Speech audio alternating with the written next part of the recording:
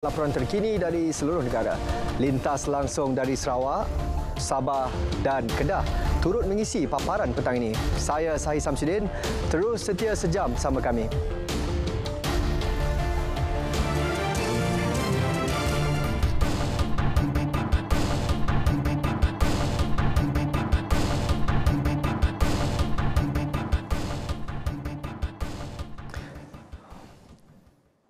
Mahkamah Persekutuan mengekalkan sabitan dan hukuman penjara 12 tahun serta denda RM210 juta ke atas Datuk Seri Najib Tun Razak kerana menyeleweng dana SRC International Sdn Bhd berjumlah RM42 juta.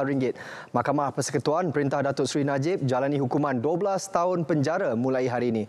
Laporan lanjut bersama-sama wartawan Amirul Syafiq di Mahkamah Persekutuan Putrajaya. Baik, terima kasih. Mahkamah Persekutuan hari ini mengekalkan sabitan dan hukuman 12 tahun penjara serta RM210 juta dikenakan ke atas Datuk Seri Najib yang didapati bersalah menyeleweng dana RM42 juta milik SRC Sdn Bhd.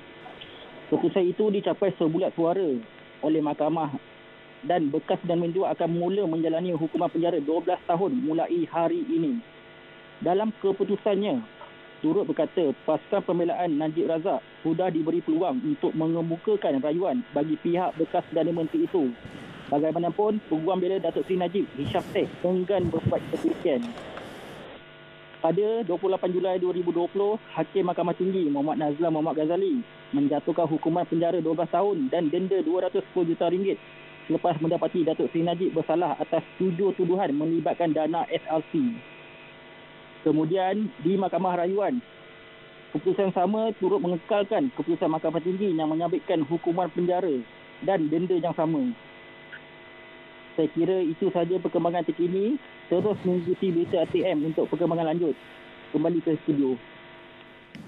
Terima kasih Amirul Syafiq. Mengambil kira cabaran yang bakal dihadapi tahun hadapan, kerajaan akan memastikan bajet 2023 disedia berteraskan kesejahteraan dan kebajikan segenap lapisan masyarakat. Menurut Perdana Menteri Datuk Seri Ismail Sabri Yaakob, antara tumpuan utama untuk memastikan pemulihan pasca COVID-19, mewujud peluang pekerjaan dan meningkatkan pendapatan rakyat serta kelangsungan perniagaan. Menghadapi ketidaktentuan global, bajet 2023 turut memberi tumpuan kepada rakyat yang memerlukan bantuan dengan tambah baik sistem perlindungan sosial serta meningkatkan kesejahteraan hidup melalui perkhidmatan kesihatan dan pendidikan berkualiti. Kerajaan turut memberikan tumpuan kepada persekitaran hidup yang selamat dan selesa dengan menitik beratkan pembangunan yang inklusif dan mampan. Ia bertujuan agar semua ahli keluarga Malaysia dapat menikmati manfaat pembangunan negara pada masa kini dan hadapan tanpa mengira komuniti atau tempat tinggal. Beliau berucap pada Majlis Konsultasi Bajet 2023 di Kementerian Kewangan di Putrajaya. Lebih daripada 3,000 isu dan 2,000 cadangan diterima daripada 242 agensi. Ia termasuk cadangan mengenai percukaian, isu dan cabaran yang dibangkitkan serta kaedah penyelesaian yang dicadangkan. Kerajaan juga akan mempertimbang pelaksanaan mekanisme subsidi secara lebih bersasar supaya manfaatnya ditumpukan kepada golongan yang benar-benar memerlukan. Timbalan Menteri Kewangan 1, Datuk Muhammad Shah Abdullah berkata, inisiatif pembaharuan fiskal itu akan mengukuhkan kedudukan kewangan kerajaan di samping mewujudkan ruang fiskal. Beliau menambah, tanpa subsidi yang disediakan kerajaan untuk barangan asas, dianggarkan inflasi negara akan mencapai 11.4%. Tahap inflasi di Malaysia kekal terkawal susulan pelaksanaan langkah kawalan harga dan pemberian subsidi oleh kerajaan. Bagi tempoh 6 bulan pertama 2022, tahap inflasi negara mencatat kadar 2.5%.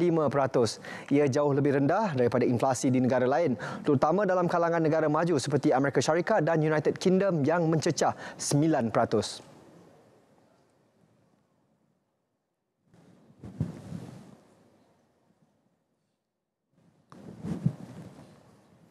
RTM berjaya menambah baik perkhidmatan rangkaiannya bukan sahaja dari segi kualiti siaran radio, malah aspek penerimaan siaran televisyen digital. Raja Perlis Tuanku Syed Sirajuddin Syed Putra Jamululal bertitah, naik taraf infrastruktur digital penting bagi peningkatan pelbagai sektor.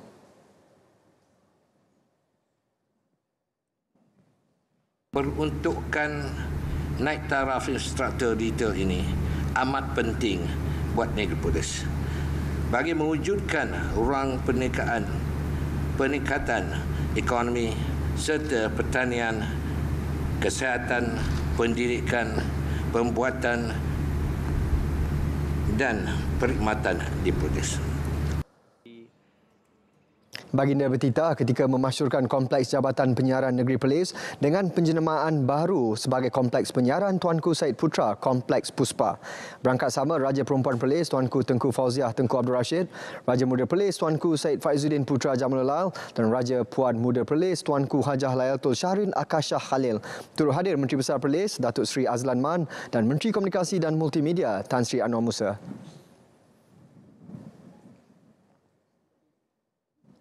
RTM Perlis telah menyalur maklumat dan menyajikan pelbagai rancangan hiburan kepada warga Perlis sejak 31 tahun lalu. Menurut Menteri Komunikasi dan Multimedia Tan Sri Anwar Musa, dengan adanya Kompleks Puspa, RTM Perlis dapat memberi perkhidmatan dan penyampaian maklumat dan pelbagai program yang lebih baik dengan siaran digital berkualiti. Kompleks serba moden dengan peralatan digital merupakan antara yang terkini di Malaysia dan saya pasti penggunaannya akan memberikan keselesaan bukan sahaja kepada penyiar dan warga kerja RTM Perlis, malah para pendengar dapat menikmati kualiti audio program yang lebih jelas dari siaran radio dan boleh juga ditonton secara langsung atau live melalui media sosial. Kompleks bernilai RM22 juta ini mula beroperasi pada 1 April tahun lalu. Ia dilengkapi prasarana lengkap dan berteknologi tinggi dengan kualiti siaran digital sepenuhnya. Tambah Tan Sri Anwar, selain perkhidmatan radio 18 jam sehari, aktiviti berkaitan negeri Perlis turut dipaparkan di televisyen, antaranya melalui Selamat Pagi Malaysia dan Berita Wilayah. RTM bukan sahaja mampu menjadi ejen integrasi sejajar dengan slogannya, teman setia anda, malah turut menjadikan industri penyiaran sebagai komoditi kreatif. Dalam pada itu, Kementerian Komunikasi dan Multimedia KCOM sedang mengkaji untuk memodernkan 5 lagi Jabatan Penyiaran Malaysia RTM. Tan Sri Anwar Musa berkata, perubahan teknologi semasa memerlukan peningkatan kualiti prasarana penyiaran bagi memberi perkhidmatan yang lebih berkualiti kepada keluarga Malaysia. Jelas beliau, beberapa pendekatan yang bersesuaian masih dikaji untuk menampung kos memodernkan RTM Melaka, Johor, Pulau Pinang, Selangor dan Kelantan. Kos bagi projek naik taraf itu belum dikenal pasti, namun jelas beliau yang penting pembangunan itu dapat dilakukan dengan cepat dan tidak menolak kemungkinan untuk melakukannya secara penswastaan dan tidak perlu menunggu peruntukan sepenuhnya daripada kerajaan.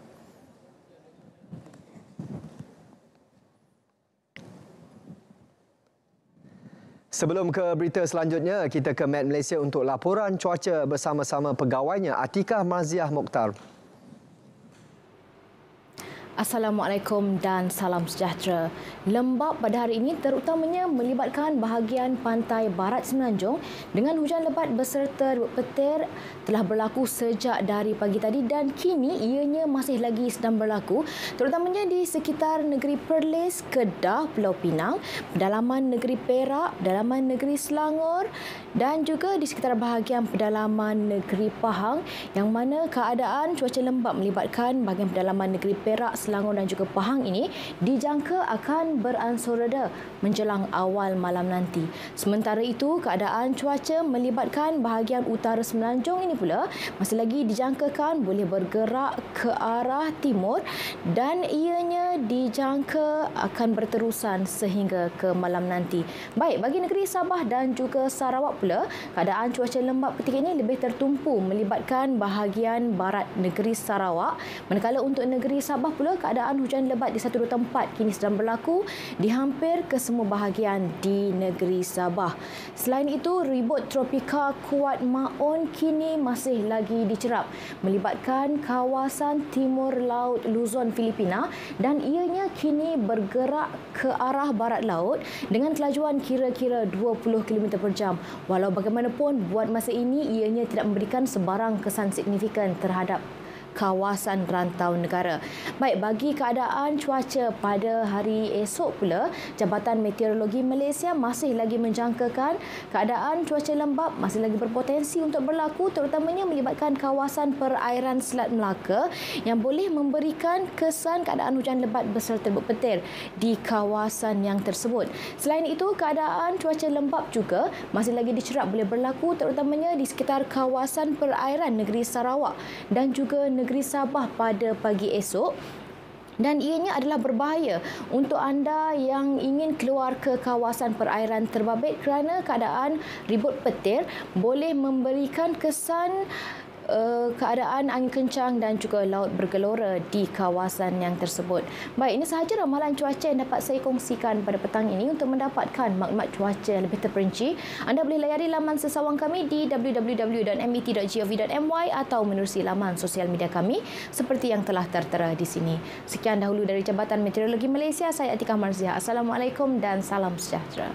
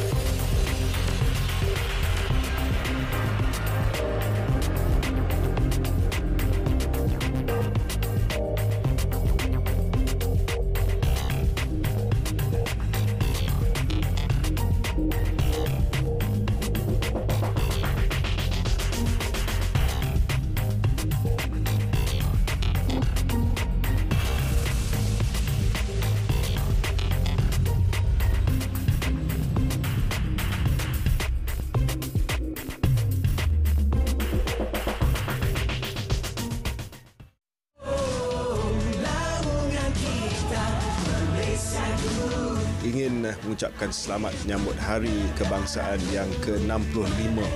Marilah sama-sama kita sayangi negara kita, sayangi diri kita, kekal sihat dan jauhi diri kita daripada merokok.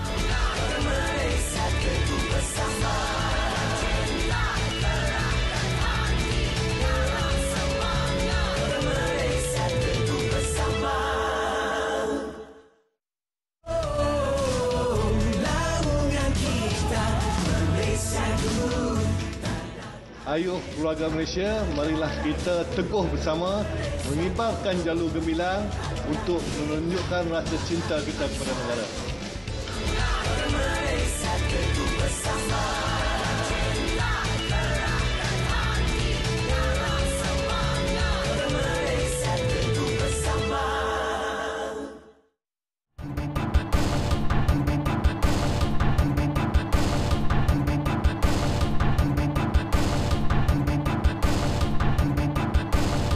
Persediaan menghadapi banjir di Kedah antara tumpuan laporan dari negeri Jelapang Padi. Kita terus saja bersama Siti Zaidah Osman. Silakan. Kedah kini bersiap siaga bagi menghadapi sebarang kemungkinan berlakunya banjir di beberapa kawasan berisiko. Ia berikutan keadaan cuaca yang tidak menentu ketika ini. Pengerusi Jawatankuasa Pembangunan Wanita, Keluarga dan Masyarakat Kebajikan Negeri Kedah, Datuk Halimatul Saadiah Saad berkata, Jabatan Kebajikan Masyarakat sentiasa bersedia termasuk dari aspek bantuan dan pusat pemindahan sementara PPS. Sebagai entiti yang menjaga kepada kebajikan ini, Katun bersama-sama dengan Jabatan Kebajikan Masyarakat mengarahkan semua pegawai PKMD siap sedia dengan keadaan musim sekarang. Fenomena sekarang ni kita tak boleh nak katakan oh ni dah musim hujung ni musim panas, tak ada musim kering, musim apa dah lah ni. Kita tengok hujan ni sentiasa cuaca tu tidak menentu. Beliau ditemui selepas merasmikan road tour kepenggunaan anjuran Pusat Khidmat Adun Bukit Kayu Hitam di Changlun. Konsep geopelancongan perlu diketengahkan agar orang ramai menyedari kepentingan memelihara struktur batuan geologi, fosil tinggalan singkir laut, flora dan fauna di Jerai Geopark. Bagi merealisasikan hasrat itu, pemantapan latihan dan kemahiran jurupandu Jerai Geopark profesional dianjurkan. Pengarah Jabatan Mineral dan Geosains Kedah, Perlis dan Pulau Pinang, Siti Faridah Yusof berkata, ia menerusi latihan khusus asas dan lanjutan jurupandu atau GeoGuide Jerai Geopark melibatkan 30 peserta. Program memberikan pendedahan kepada peserta mengenai batuan di 4 geotapak selain kursus pemantapan diri bagi melahirkan seorang jurupandu profesional. Saya tak kurang mahir batuan dan juga mineral, tapi dengan pendedahan yang saya datang ke kursus ni, program ni, saya dapat tambah ilmu lagi dan pengalaman dengan struktur batuan yang ada di sini. Sebelum ni saya tak tahu, rupanya di sini adalah batuan atau pegmatite yang paling besar di Malaysia. Ini adalah satu ilmu yang saya dapatlah, yang terbaru. Saya nampaklah di sini banyak kelebihan dari segi ekonomi dah untuk penduduk tempatan. Saya berminat sebab dari kecil dah dedah dengan ni, selalu ikut ayah. Mana ayah pergi memang selalu ikut sebab ayah pun memang salah seorang ahli JMG. Memang kalau ayah ada apa-apa program, ikut ayah. Tu yang kita minat lah, orang kata, dari kecil. So secara tak langsung kita pun rasa macam best juga rupanya. So dari situlah apa yang saya dapat. Macam tak semua orang yang tahu pasal batu-batu, pasal sungai ni semua. Macam kita dapat ilmu lain daripada orang lain dan kita boleh share dengan diorang apa yang kita dapat. Dan secara tak langsung diorang akan lagi kenal dengan semua ni, lagi terdedah dan tahu hazanah-hazanah ni amat penting kepada kita. Manfaat yang utama sekali ialah ahli komuniti mendapat ilmu baru dari segi geologi. Sebelum ini komuniti telah sedia maklum berkaitan dengan arkeologi artifak dari segi arkeologi, tapi untuk kursus ini khasnya kita dapat ilmu berkaitan dengan formasi geologi, maklumat-maklumat lain berkaitan dengan macam mana terhasilnya sungai dan bukit ataupun batu-batu di kawasan Lembah Bujang. Selain geotapak Sungai Batu Pahat dan Singkir Laut, peserta turut dibawa ke geotapak Sungai Badak, geotapak Pantai Tsunami dan Kuala Muda serta geotapak Pantai Merdeka. Hobi menyimpan dan memiliki motosikal klasik bukan sahaja memberikan kepuasan buat pemiliknya, malah mengembalikan nostalgia. Kini hobi sedemikian telah berkembang menjadi satu komuniti sekaligus memupuk semangat keluarga Malaysia. Retro One Meet, itu tema penganjuran untuk peminat dua roda. Bertempat di Kedah Kampung Bukit Pokok Sena, penganjuran kali ini memperlihatkan 3 kategori iaitu klasik, karat dan rekaan khas. Kita nampak daripada sini satu kerjasama dengan matlamat BC kerajaan untuk kita sama-sama setiap bidang tu kita bekerjasama dalam satu vision. Jadi alhamdulillah hari ini pakat-pakat mai, pakat-pakat bergabung, pakat-pakat duduk satu sekali dengan satu minat. Terdapat motosikal yang dipamerkan dan dipertandingkan adalah buatan sekitar tahun 1947 dan 80-an. Untuk jenis motor hari ini kita ada Norton, kita ada Honda C70, ada C90, ada Vespa, ada Honda Petak ataupun Honda 70 juga, Honda 70 Petak, dan dia ada kategori. Setiap ni dia ada kategori klasik, dia ada kategori scrambler, retro, ada kategori custom, ada kategori Vespa ataupun skuter. Bagi penganjur aktiviti sebegini diharap diteruskan selain mendapat kerjasama baik demi pembangunan belia. Ini kita berharap daripada kerajaan lah untuk membantu kita golongan-golongan belia ni. Sebab kita macam di daerah Pokok Sena ni kita kekurangan macam padang bola, dewan, pusat tempat rekreasi dan sebagainya. Sambutan dirasmikan Pengerusi Jawatankuasa Penerangan, Komunikasi dan Multimedia, Datuk Romani Wan Salin.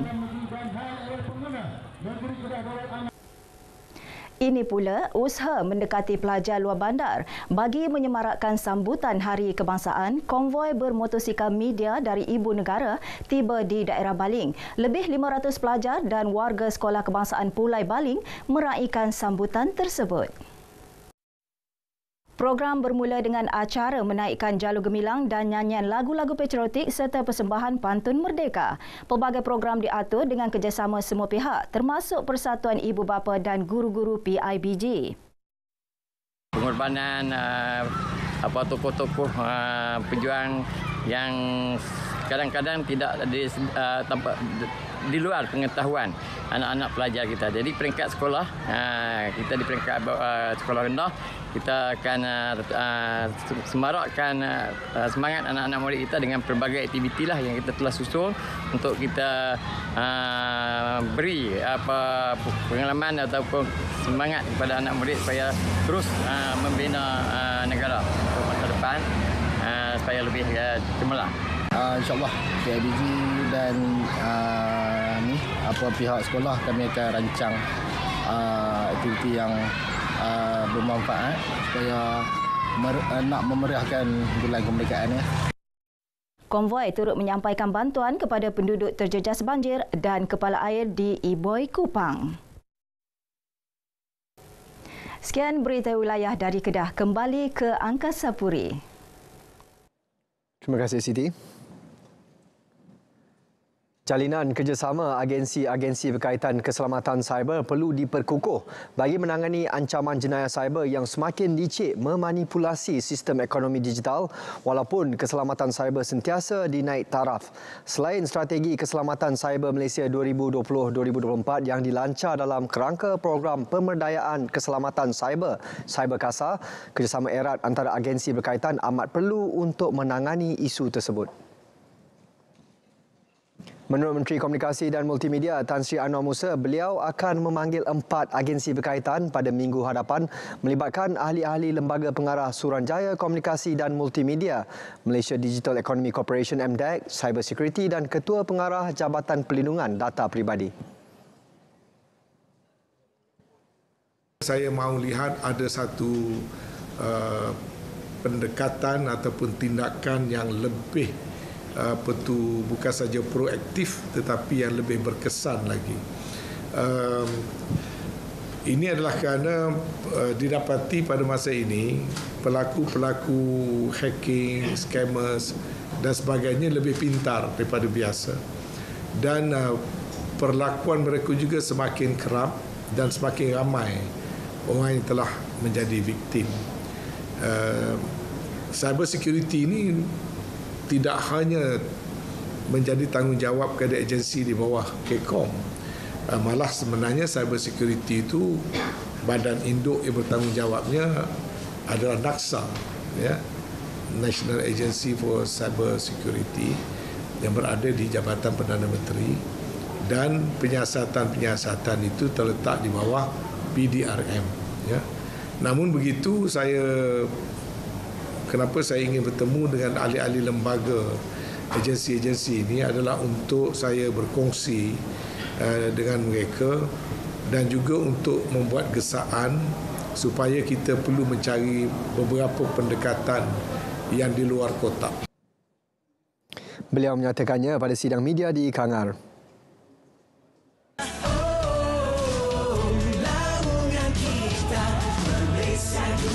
Selamat menyambut Hari Kemerdekaan. Semoga negara makmur, sentosa dan bahagia sentiasa. Selamat menyambut Hari Kebangsaan kepada semua rakyat Malaysia. Semoga Malaysia terus maju dari segi peradaban, ekonomi dan pembangunan. Selamat menyambut Hari Kemerdekaan kepada semua rakyat Malaysia.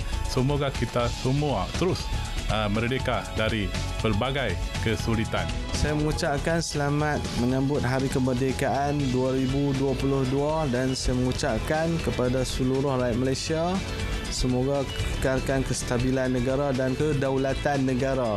Saya mengucapkan selamat Hari Merdeka tahun 2022, Malaysia maju jaya.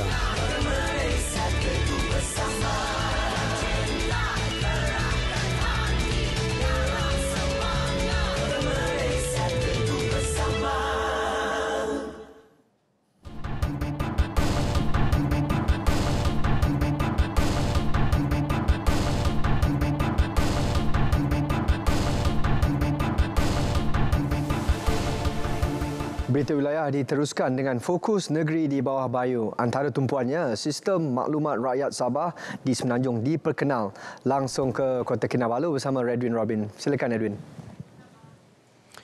Ya, sahih. Kerajaan negeri memperkenal sistem maklumat penduduk negeri Sabah di Semenanjung Malaysia, SM Pensa, bagi memudahkan tadbir urus terhadap rakyat Sabah yang berada di kawasan itu. Inisiatif ini juga bagi menambah baik sistem perkhidmatan sedia ada agar kesejahteraan rakyat terus terjaga. Menteri Pembangunan Masyarakat dan Kesejahteraan Rakyat Datuk Sahelmi Yahya berkata, kerajaan negeri mengambil maklum tentang isu semasa yang dihadapi rakyat Sabah termasuk di Semenanjung. Sumbangan itu beliau mahu penduduk Sabah yang berada di Semenanjung mendaftar dalam sistem tersebut yang boleh dilayari di laman sesawang smpensa.sabah.gov.my. Data yang didaftarkan akan memudahkan sebarang penyaluran bantuan sekaligus memastikan kesejahteraan rakyat tidak terabai. Datuk Sahelmi berkata demikian dalam Majlis Ramah Mesra Menteri Bersama Pertubuhan Bukan Kerajaan NGO Sabah di Semenanjung dan Majlis Pelancaran SM Pensa di Putrajaya. Rakyat negeri ini diajak untuk bersama-sama menyemarakan Bulan Kebangsaan dengan mengibarkan jarur gemilang di premis, rumah dan juga kenderaan bagi menunjukkan rasa cinta terhadap tanah air.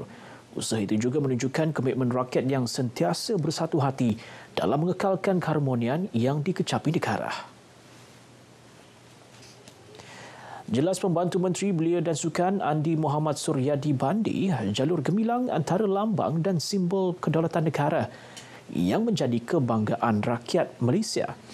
Beliau ditemui pemberita selepas merasmikan program kayuhan Amal Merdeka Anjuran Jabatan Kastam Diraja Malaysia Cawangan Lahad Datu.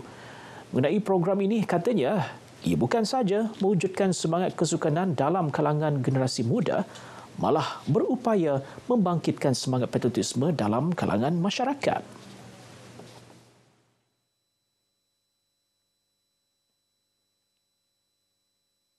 Yang menyemarakkan lagi kemerdekaan untuk menyemai semangat kesukanan dan juga di samping membuka peluang agar masyarakat setempat dapat kenal, dapat bermesra dengan pihak Jabatan Kastam lah.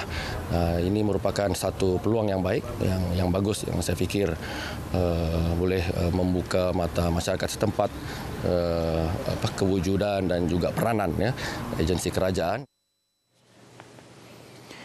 72 majikan di Sabah didapati tidak mematuhi Perintah Gaji Minimum 2022 sehingga Julai lalu. Hasil pemeriksaan Jabatan Tenaga Kerja JTK di 6,819 tempat kerja di seluruh negeri.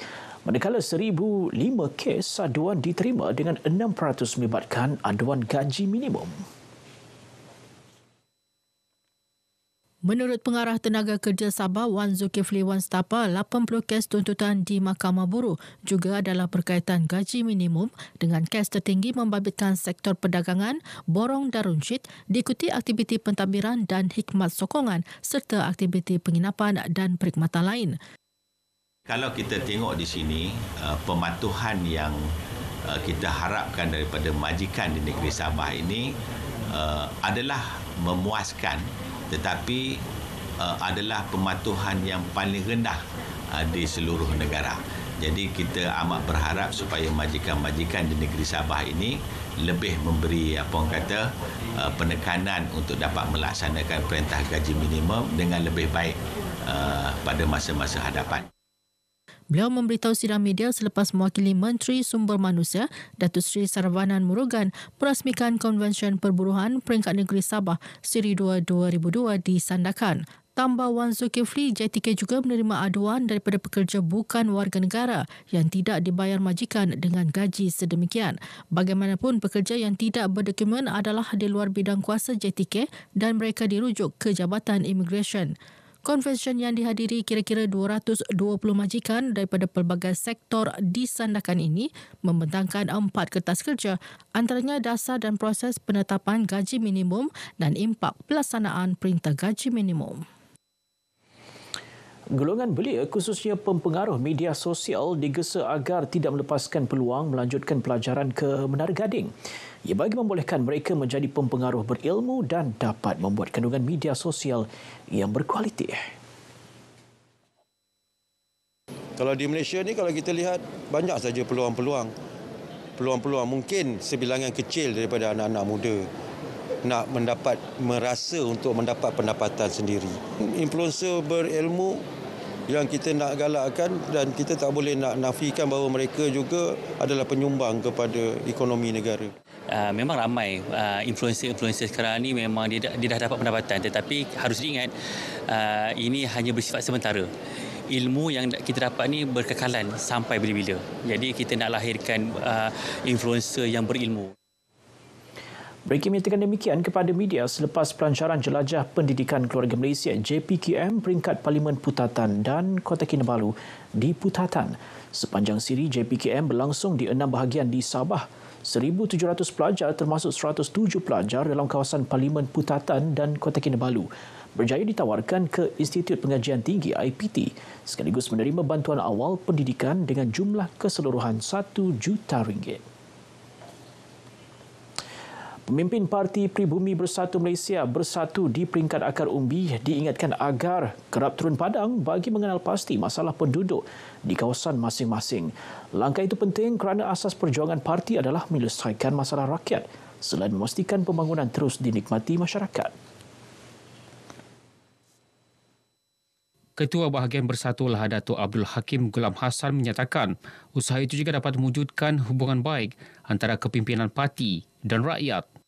Kita mengharapkan pemimpin di semua peringkat termasuk di akar umbi untuk terus mendekati rakyat daripada masa ke semasa.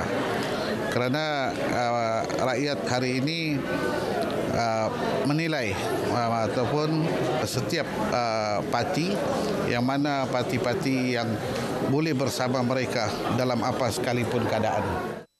Beliau berkata demikian kepada pemberita dalam majlis perasmian serentak cawangan-cawangan Sri Kandi dan Armada Bersatu bahagian Lahadatu. Sebanyak 86 cawangan Sri Kandi dan Armada bahagian Lahadatu diluluskan peringkat pusat daripada 120 cawangan yang dipohon. Baik, sekian paparan berita dari negeri di bawah Bayu, dan untuk lebih banyak perkembangan semasa di tanah air terus saja bersama dengan Sahih di Angkasa Beri. Teruskan Sahih. Terima kasih Edwin.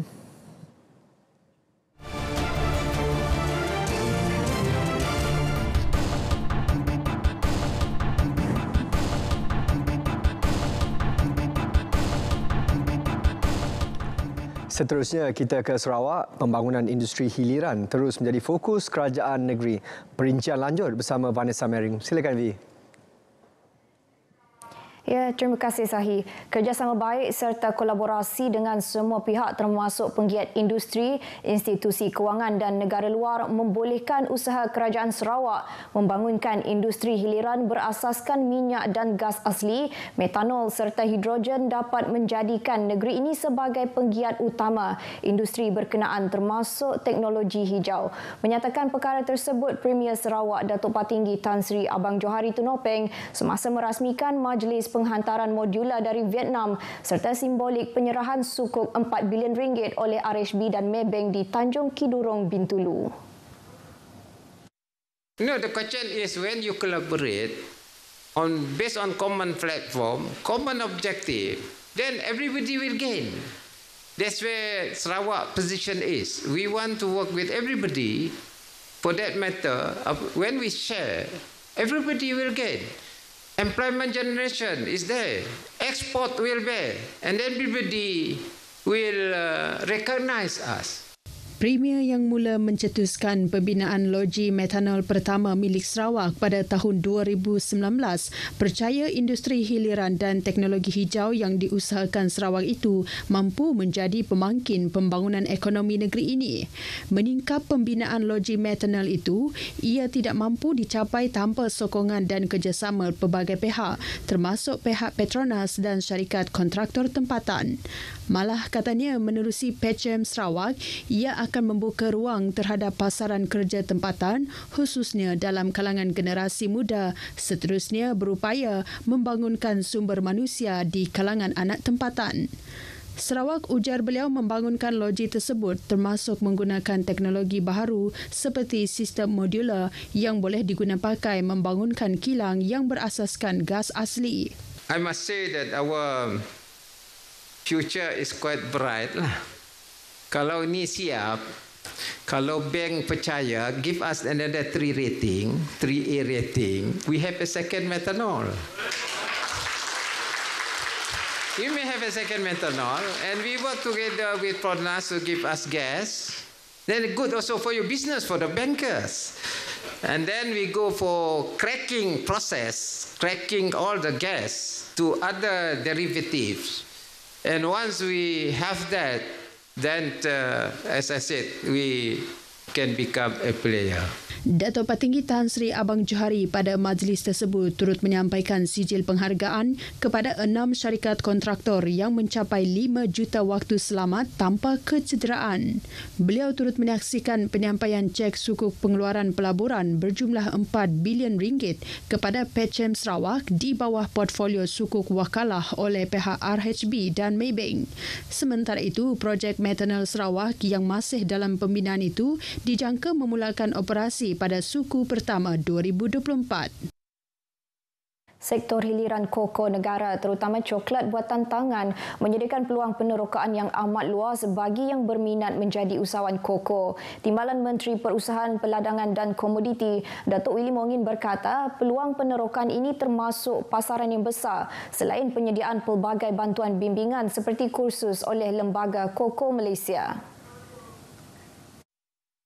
Menurut beliau, coklat buatan tangan boleh dipasarkan dengan mudah berikutan terdapatnya pelbagai sambutan atau majlis yang diraikan termasuk sambutan perayaan, keagamaan dan majlis persendirian. Ke arah itu katanya bagi melahirkan usahawan coklat buatan tangan yang berdaya saing dalam industri pembuatan coklat tempatan, kementeriannya menerusi Lembaga Koko Malaysia menganjurkan kursus asas pembangunan usahawan coklat buatan tangan. Objektif utama program ini adalah untuk memberi pendedahan awal kepada peserta kursus tentang teknik, tata cara dan cara penghasilan coklat sekaligus mencetuskan minat untuk menceburi bidang keusahawanan pembuatan coklat tempatan. Ia juga merupakan sebagai satu strategi khas di bawah program promosi koko dalam rancangan Malaysia ke-12.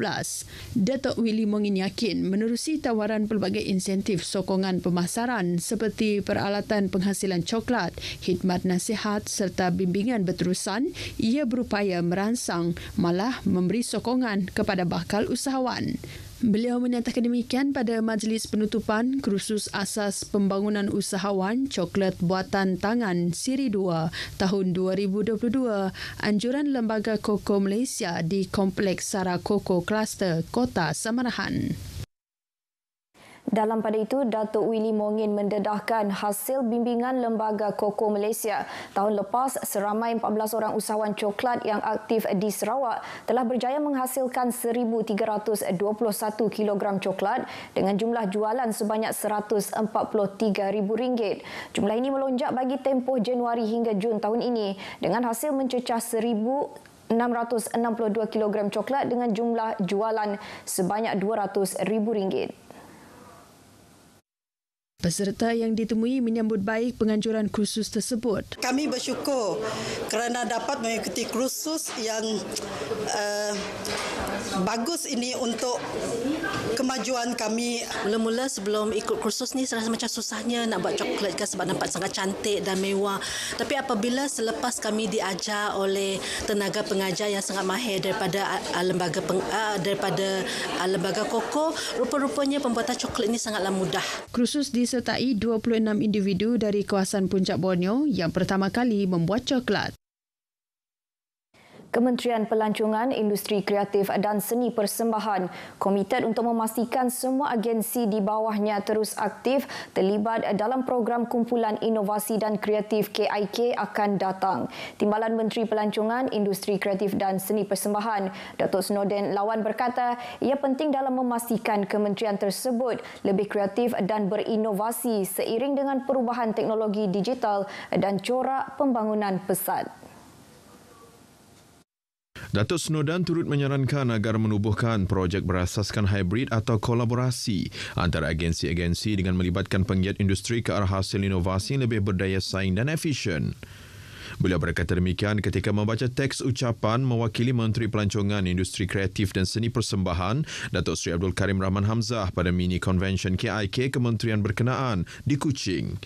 Dalam pada itu, kumpulan khazanah daripada Jabatan Muzium Sarawak muncul johan pada KIK tahun ini dengan memenangi hadiah wang tunai RM2,000 beserta piala. Naib juara dimenangi oleh Kementerian Pelancongan, Industri Kreatif dan Seni Persembahan melalui kumpulan Star 2, manakala tempat ketiga dimenangi kumpulan Museo daripada Jabatan Muzium. Kumpulan tersebut masing-masing memenangi hadiah wang tunai RM1,500 dan RM1,000 serta piala. Baik, dengan itu sekian berita dari Sarawak. Bersama kita semarakkan sambutan Bulan Kebangsaan. Kita kembali bersama Sahih di Angkasa Puri. Silakan. Terima kasih, Vi.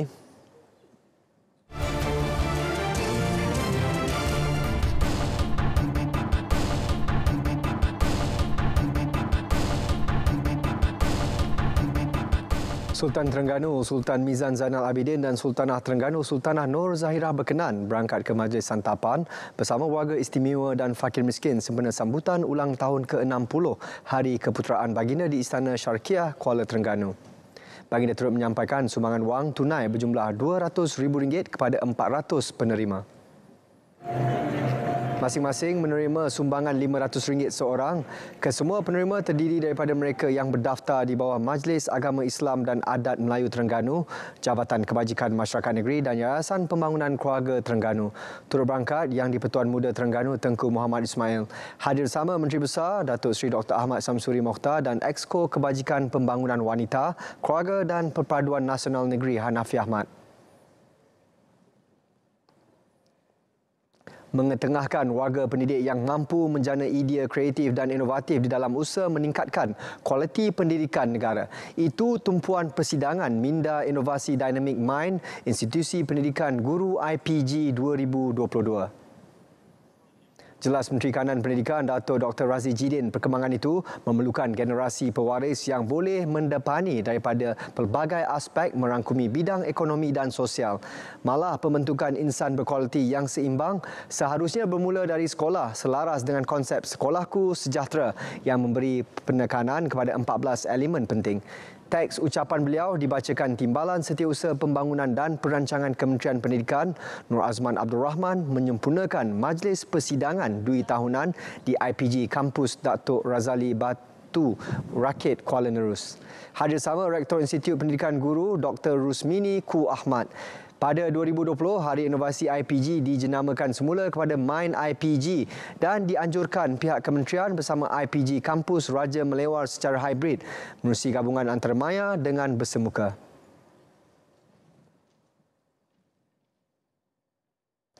Polis mengesahkan mayat seorang remaja perempuan orang asli berumur 14 tahun yang dipercayai dibunuh berhampiran jalan masuk ke simpang perkuburan lama Bukit Ibam Rompin kemarin mengenali 3 suspek terbabit.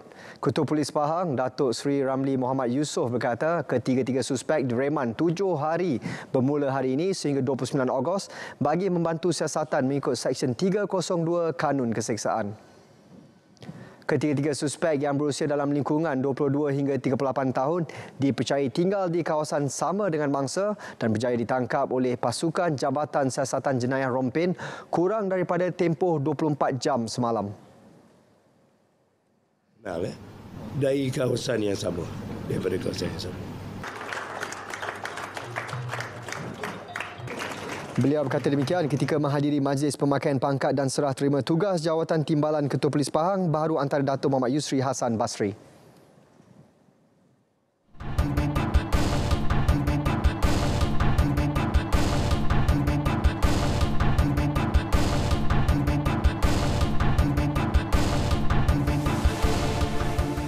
Bermula 25 Ogos sehingga 29 Ogos ini, beberapa siri penutupan jalan akan dilakukan melibatkan jalan-jalan utama sekitar Dataran Merdeka.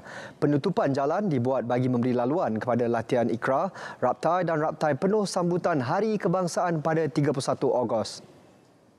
Pada 25 Ogos, Jalan Raja akan ditutup pada pukul 8 pagi sehingga 11 pagi. Manakala pada 26 Ogos, penutupan jalan bermula pada pukul 7 pagi sehingga 11.30 pagi.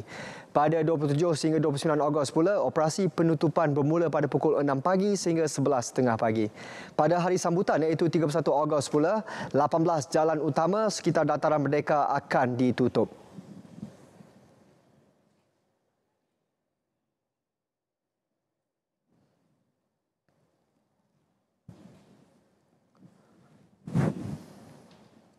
Jalan Travers, Mahala ke Dataran Merdeka, kita akan lencongkan mahampiran dengan IPD Ibu Pejabat Polis Brickfield.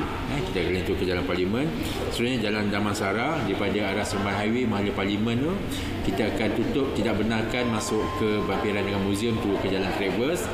Begitu juga Jalan Damansara yang Mahala ke selatan, kita tidak ke arah Bangsa, kita tidak benarkan turun ke Jalan Travers. Bulatan Syamuddin kita akan tutup daripada klinik Tangling, daripada dalam daripada arah Bukit Aman tu semua, Mahala ke Bulatan Syamuddin. Bidang pendidikan teknikal dan latihan vocational TVET sentiasa diteliti supaya memenuhi permintaan pasaran pekerjaan kini. Timbalan Menteri Sumber Manusia Datuk Awang Hashim berkata ia sejajar dengan revolusi industri 4.0 sebagai usaha mempertingkatkan penglibatan pelajar dalam pendidikan vocational. Memang kita sekarang ini masuk dalam satu industri revolusi 4.0 ataupun 4.0 ini. Tentulah kita terlibat dalam nanoteknologi, green technology dan juga high technology. Ada perkara-perkara baru yang kita akan ceburi dan kita akan terus menceburi bidang-bidang baru yang mana kita akan tampilkan kepada pelajar-pelajar kita supaya kita bersaing ataupun setimpal ataupun setara dengan teknologi-teknologi baru yang ada dalam pasaran antarabangsa. Beliau berkata demikian selepas melancarkan Majlis Fact Off program Jelajah Outreach TVET 2022 di Shah Alam. Sementara itu, seramai 160 peserta terdiri daripada kaki tangan dan tenaga pengajar pendidikan TVET terlibat dalam program konvoi bermotosikal. Program berlangsung selama 3 hari, melibatkan 8 lokasi dan berakhir di Johor. Parlimen Malaysia dengan kerjasama Pertubuhan Alumni Rumpun Fakulti Undang-Undang Universiti Malaysia Parfum telah menganjurkan persidangan Simposium Parlimen Malaysia 2022. Simposium bertemakan transformasi Parlimen Perkara Legislatif diadakan buat julung kalinya secara fizikal, menarik minat lebih 300 peserta yang terdiri dari ahli politik, akademik, NGO, pelajar dan pegawai kerajaan. Objektif simposium ini adalah bagi menyediakan platform perkongsian pendapat dan percambahan idea berkenaan isu-isu berkaitan hal ehwal parlimen, bidang legislatif dan pentadbiran negara yang berasaskan demokrasi berparlimen.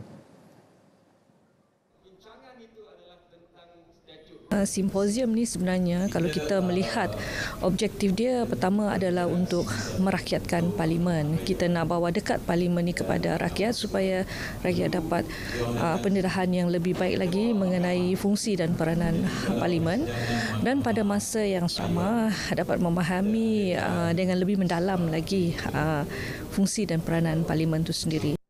Simposium ini memberi satu platform lah untuk orang ramai datang untuk melihat perbincangan mengenai isu-isu perundangan dan isu-isu sosial semasa.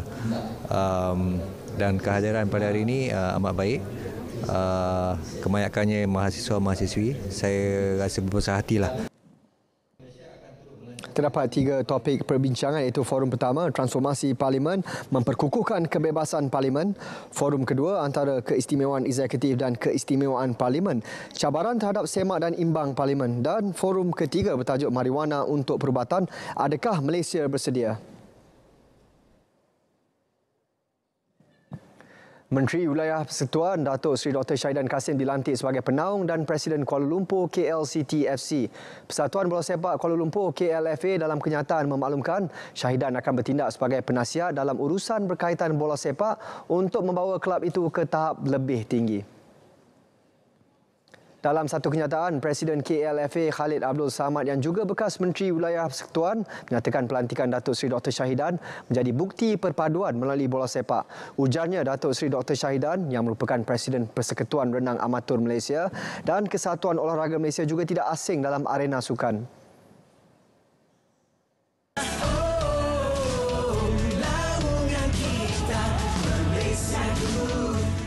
Kita sebarkan jalur gemilang dengan penuh kecintaan kepada negara. Saya ingin mengucapkan selamat Hari Kemerdekaan kepada semua warga Malaysia yang dikasihi sekalian.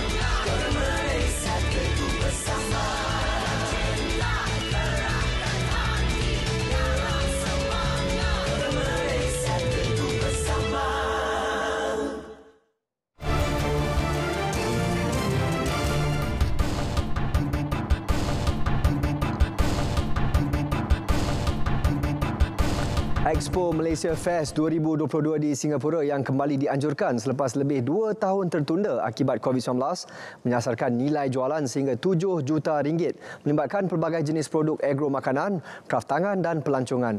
Sebanyak 80 syarikat dengan 700 produk terlibat sepanjang program berlangsung bermula 25 Ogos hingga 28 Ogos ini.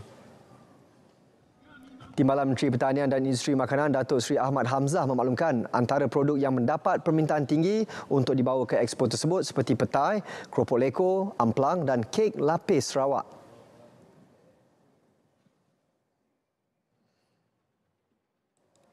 Sebenarnya sebelum kita membuat expo ini, kita telah membuat market survey dan kita mendapatkan maklumat supaya apa juga yang kita hantar, produk yang kita hantar itu adalah bersesuaian dengan permintaan semasa.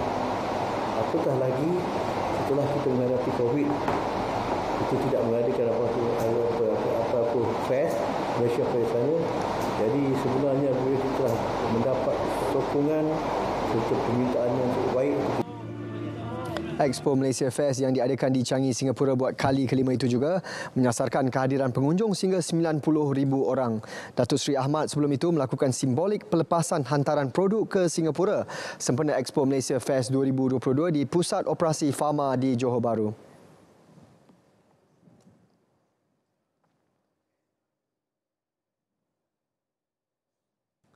Kekal semangat patriotik dan cintakan negara, pasangan warga Mas jadikan budaya memasang jalur gemilang di kediaman mereka sebagai tradisi tahunan. Ikuti laporan wartawan Nur Akila Arba'in yang meninjau kediaman pasangan tersebut. Naungan kita, Malaysiaku, tanah airku, negaraku, Malaysiaku. Lebih 3,000 jalur gemilang bersama bendera negeri Johor dan juga bendera negeri-negeri lain turut dipasang bagi memeriahkan sambutan Hari Kebangsaan. Di kediaman ini, pemasangan bendera dimulakan sejak 7 Ogos lalu dengan dibantu oleh anak-anak pasangan ini. Sejak 17 tahun lalu, Sahmi Samuri, 57 tahun dan isterinya Jimah Siddiq, 59 tahun, menghias dan mengibarkan jalur gemilang dan bendera negeri-negeri seluruh Malaysia di kediaman mereka di Pontian. Pasangan ini tidak kisah berhabisan wang ringgit selain turut mengumpul poster-poster Hari Kebangsaan dan mempamerkan barang-barang antik milik mereka. Unik, kediaman mereka menjadi tumpuan dan sering dikunjungi orang awam dan tadika-tadika sekitar Pontian. Saya serulah kepada semua adik-adik, abang-abang sempena menjelang Hari Kebangsaan tu, pasanglah jalur gemilang ni walaupun satu kat depan rumah. Satu memperingati datuk nenek moyang kita dulu memperjuangkan negara. Untuk budak-budak sekarang kalau boleh, walaupun satu tu jadilah kita sayang negara kita kan. Ni tanah kita, bukan tanah orang. Orang tak marah kalau kita pasang banyak-banyak. Bangga jugalah Wak Jimah ada suami yang sanggup tolong ni pasang bendera sebab Wak Jimah tak pandai walaupun batang-batang ni kelapa sawit pun jadilah dia buat tu dengan semangat dia yang berani, yang cekal, yang tabah. Terima kasih. Pasangan ini yang mempunyai 7 anak berusia 22 hingga 36 tahun turut menyarankan anak-anak mereka supaya meneruskan tradisi memasang jalur gemilang di kediaman masing-masing. Mereka akui memasang jalur gemilang ialah salah satu cara untuk menunjukkan semangat patriotik. Seterusnya menghargai pengorbanan pahlawan-pahlawan tanah air yang memerdekakan negara kita, Malaysia tercinta. Nur Akila Arba'in, RTM.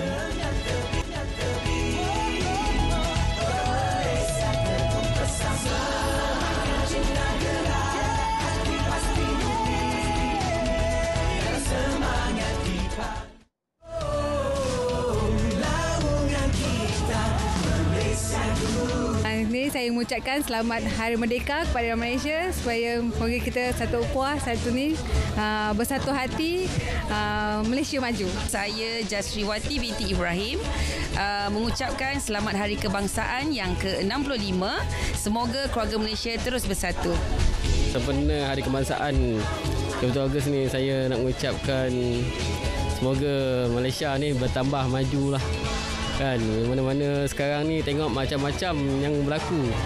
So sekarang ni harap prihatinlah kepada rakyat lah. Saya mengucapkan selamat Hari Kebangsaan yang ke-65.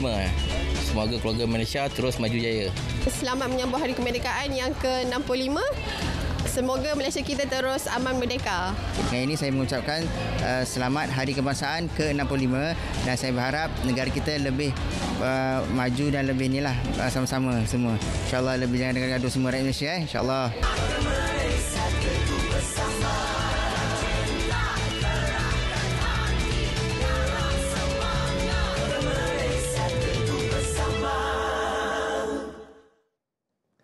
Berita Wilayah 23 Ogos 2022 berakhir di sini. Dapatkan perkembangan sahih sepanjang masa melalui portal berita.rtm.gov.my.